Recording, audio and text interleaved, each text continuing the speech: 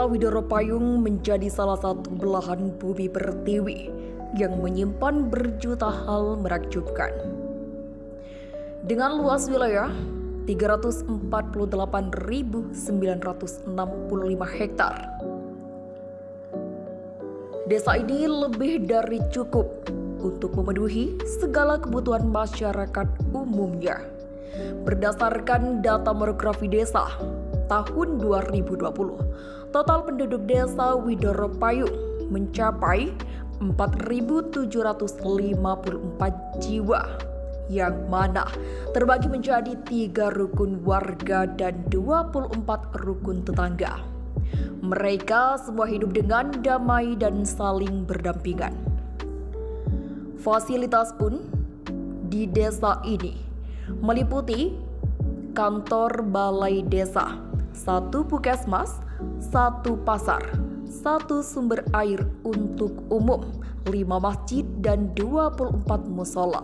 Sedangkan dalam hal aset pendidikan, Desa Widoro Payung mempunyai 2 sekolah menengah kejuruan, 2 sekolah menengah pertama, 2 sekolah dasar, 5 taman kanak-kanak, serta 2 taman pendidikan Al-Quran.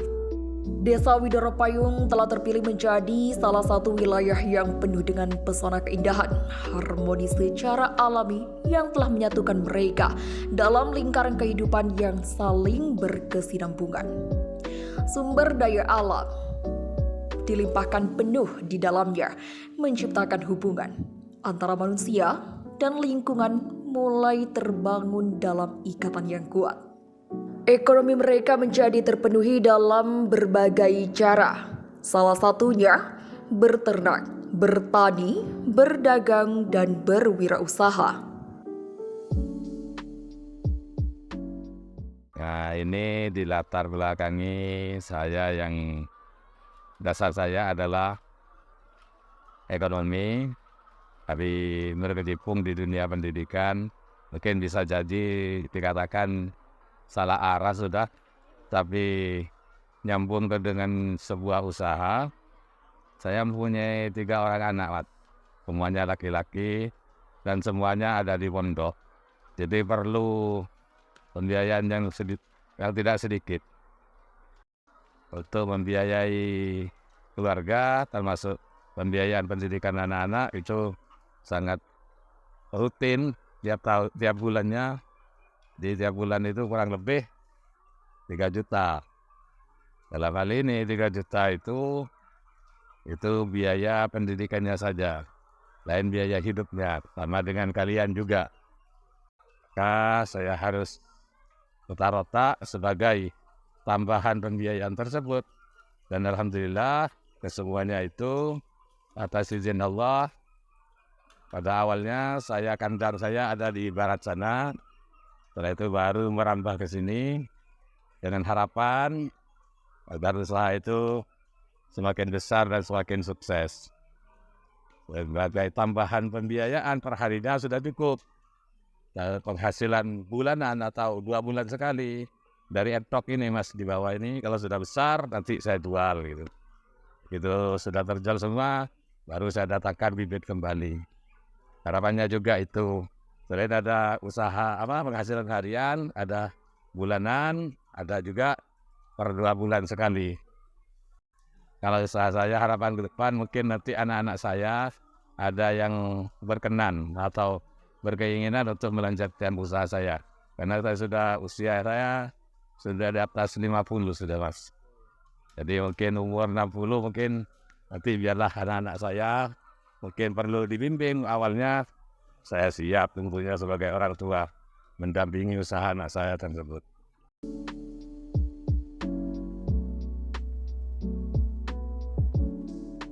Untuk menjalin kerekatan antara masyarakat, mereka bersama-sama bergotong royong menciptakan sebuah kegiatan seperti aktivitas olahraga bersama, paguyuban senam ibu-ibu, dan voli oleh para pemuda Desa Widoro Payung.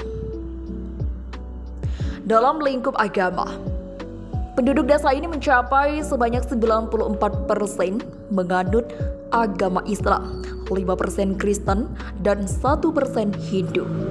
Sehingga banyak kegiatan masyarakat yang syarat akan nilai-nilai agamis dan nuansa religius yang kental, seperti rutinan selawat burdah, pembacaan Maulid Al-Barzanji, dan yasinan di masjid setiap hari Kamis malam Jumat.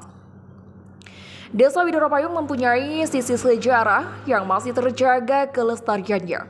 Salah satunya yaitu pendiri desa ini merujuk pada referensi Babat Desa Besuki, di mana Kiai Pate Alos itu sebagai pembabatnya itu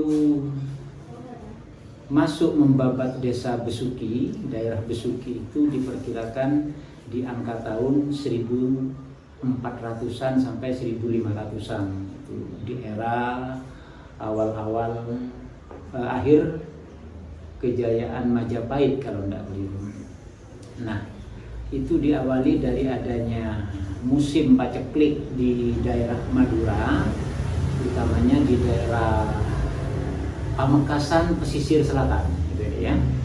Itu sehingga banyak warganya yang mencari penghidupan yang lebih layak menyeberang laut, sehingga sampailah di pesisir Pulau Jawa bagian utara, di mana daerah itu diindikasikan atau diperkirakan ya daerah Besuki sekarang ini. Itu awal mula dibabatnya pemukiman wilayah. Nah, bersamaan dengan itu, sekira berkisar tahun itu, maka pengembangan pemukiman itu bergeser keluar dari Besuki, terus bergerak ke selatan, sehingga sampailah pada pembukaan lahan di area Desa Widoro Payung ini. Kemudian ketika membuka hutan di wilayah, di area ini, di desa ini, itu para pembabat ketika pada saat berkumpul, istirahat, makan, itu berteduh di bawah pohon. Pohon itu menyerupai beringin, ya. Karena hutan, jadi pohon itu besar-besar kan, bentuknya menyerupai payung, gitu loh. Nama pohon itu, sebenarnya pohon itu sudah familiar dengan kita, pohon Widoro, Bidara. Kalau orang sini menyebutnya itu bukol, ya. Kalau daerah Madura itu pohon bukol. Jenis pohonnya itu, tampilan fisiknya, daunnya tidak terlalu rapat, berbentuk bunder sebesar daun beringin, kecilan sedikit. Di ranting dan dahannya itu berduri, ada duri-duri. Pada perjalanan kisahnya, sepakat para pembabat itu untuk mengenang keberadaan pohon itu sebagai tempat bernaung. Mungkin di samping itu banyak pohon-pohon bidara yang lain yang ada di sekitar itu, mungkin banyak tumbuh pohon bidara yang bentuknya seperti beringin, menyerupai payung. Itu awal mula, kemudian diberi nama desa. Awalnya memang Bidara Payung, bergeser ke Jawa, dijawakan itu Widoro Payung. Kearifan lokal yang jarang ditemukan di perkotaan selalu hadir dengan baik dalam suasana pedesaan.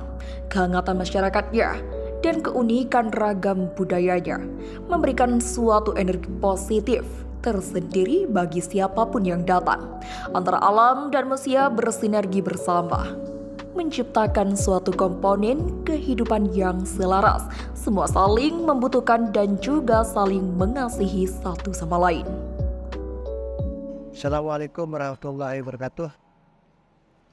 Saya sebagai Kepala Desa Widoro Payung mengucapkan banyak-banyak terima kasih kepada adik-adik KKN Winhas Jember, yang mana adik-adik KKN telah melaksanakan KKN di desa kami selama 40 hari. Mudah-mudahan apa yang dilaksanakan adik-adik baik ke warga atau desa Widopayung membawakan hasil yang positif, dan kami sebagai pemerintah desa mudah-mudahan adik KKN selama di desa kami meskipun secara singkat mudah-mudahan mendapatkan ilmu yang bisa diterapkan baik di bangku kuliah atau di masyarakat. Untuk harapan kami mudah-mudahan ilmu atau kegiatan adik-adik yang selama di sini baik di yayasan atau masalah-masalah dapat dikembangkan dengan baik oleh warga kami. Mungkin itu saja. Assalamualaikum warahmatullahi wabarakatuh.